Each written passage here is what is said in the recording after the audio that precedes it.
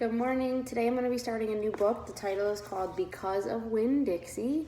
The author is Kate DeCamillo. This story is about a young girl named Opal who adopts a stray dog named Winn-Dixie. And I'm going to read today chapters 1 and 2. They're pretty short chapters, so I'm going to read both. Also, once you see that it's posted on Google Classroom, there will be a response that you need to submit to me. Okay? Thanks, guys. Chapter 1. My name is India Opal Bulani, and last summer my daddy, the preacher, sent me to the store for a box of macaroni and cheese, some white rice, and 2 tomatoes, and I came back with a dog. This is what happened. I walked into the produce section of the Winn-Dixie grocery store to pick out my 2 tomatoes, and I almost bumped right into the store manager.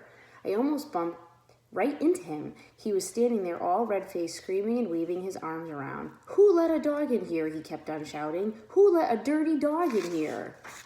At first, I didn't see a dog. There was just a lot of vegetables rolling around on the floor, tomatoes and onions and green peppers, and there were what seemed like a whole army of Winn-Dixie employees running around, waving their arms just the same way the store manager was waving his.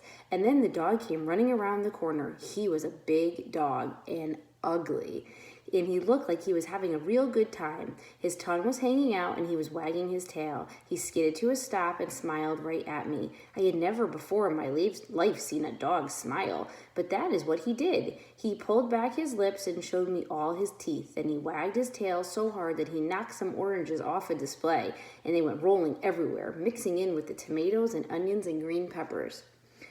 The manager screamed, "Somebody grab that dog!" The dog went running over to the manager, wagging his tail and smiling. He stood up on his hind legs. You could tell that all he wanted to do was get face to face with the manager and thank him for the good time he was having in the produce department. But somehow he ended up knocking the manager over, and the manager must have been having a bad day because he, lying there on the floor right in front of everyone, he started to cry. The dog leaned over him, real concerned, and licked his face. "Please," said the manager, "somebody call the pound." "Wait a minute," I yelled. "That's my dog. Don't call the pound." All the Winn-Dixie employees turned around and looked at me, and I knew I had done something big, and maybe stupid too. But I couldn't help it. I couldn't let that dog go to the pound. "Here, boy," I said. The dog stopped licking the manager's face and put his ears up in the air and looked at me like he was trying to remember where he knew me from. "Here, boy," I said again, and then I figured that the dog was probably just like everybody else in the world, that he would want to get called by a name. Only I didn't know what his name was, so I just said the first thing that came into my head. I said, "Here, Winn-Dixie." And that dog came trotting over to me just like he had been doing it his whole life. The manager sat up and gave me a hard stare, like maybe I was making fun of him. "It's his name," I said, "honest." The manager said, "Don't you know not to bring a dog into a grocery store?" "Yes, sir," I told him. "He got in by mistake. I'm sorry. It won't happen again." "Come on, Winn-Dixie," I said to the dog. I started walking, and he followed along behind me as I went out of the produce department and down the cereal aisle and past all the cashiers and out the door.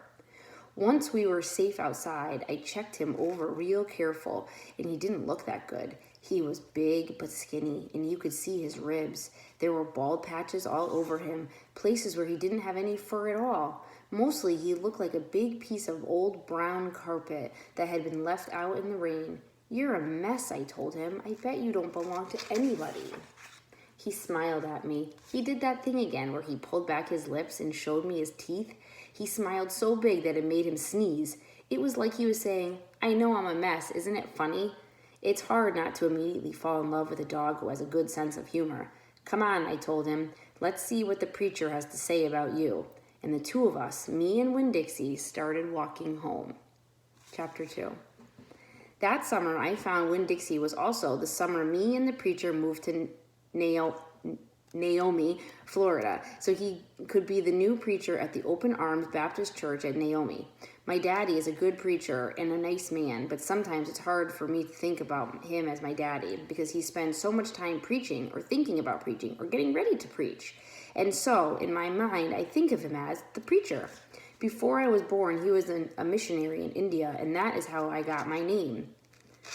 But he calls me by my second name, Opal, because that was his mother's name, and he loved her a lot.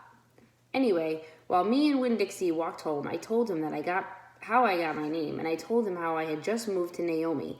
I also told him about the preacher and how he was a good man, even if he was too distracted with sermons and prayers and suffering people to go grocery shopping. But you know what? I told Winn-Dixie, you are a suffering dog, so maybe he will take to you right away. Maybe he will let me keep you. Winn-Dixie looked up at me and wagged his tail. He was kind of limping like something was wrong with one of his legs, and I have to admit, he stunk bad. He was an ugly dog, but already I loved him with all my heart. When we got to the Friendly Corners trailer park, I told Winn-Dixie that he had to behave right and be quiet because this was an all-adult trailer park, and the only reason I got to live in it was because the preacher was a preacher and I was a good, quiet kid.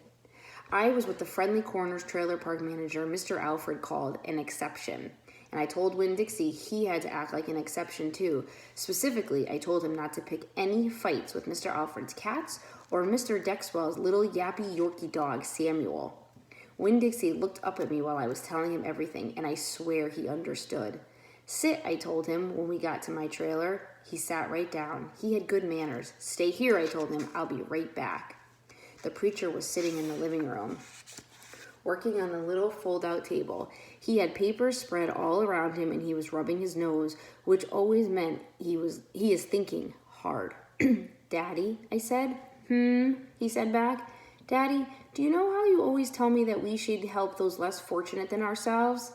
He said. He rubbed his nose and looked around at his papers. Well, I said, I found a less fortunate at the grocery store.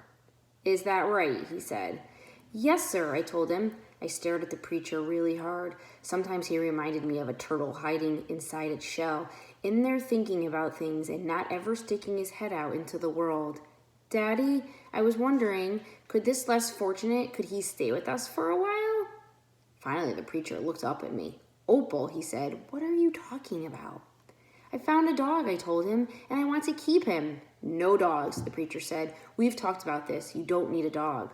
I know it, I said. I know I don't need a dog, but this dog needs me. Look, I said. I went to the trailer and hollered, Winn-Dixie! Winn-Dixie's ears shot up in the air and he grinned and sneezed, and then he came limping up the steps and into the trailer and put his head right in the preacher's lap, right on top of a pile of papers. The preacher looked at Winn-Dixie. He looked at his ribs and his matted fur and the places where he was bald. The preacher's nose wrinkled up. Like I said, the dog smelled pretty bad. Winn-Dixie looked up at the preacher. He pulled back his lips and showed the preacher all of his crooked yellow teeth and wagged his tail and knocked some of the preacher's papers off the table. Then he sneezed and some more papers fluttered to the floor. What did you call this dog? The preacher asked. Winn-Dixie, I whispered. I was afraid to say anything too loud. I could see that Winn-Dixie was having a good effect on the preacher. He was making him poke his head out of his shell. Well, said the preacher, he's a stray if I've ever seen one. He put down his pencil and scratched Winn-Dixie behind the ears. And a less fortunate, too, that's for sure. Are you looking for a home? The preacher asked real soft to Winn-Dixie. Winn-Dixie wagged his tail. Well, the preacher said, I guess you found one. That's it for today, guys.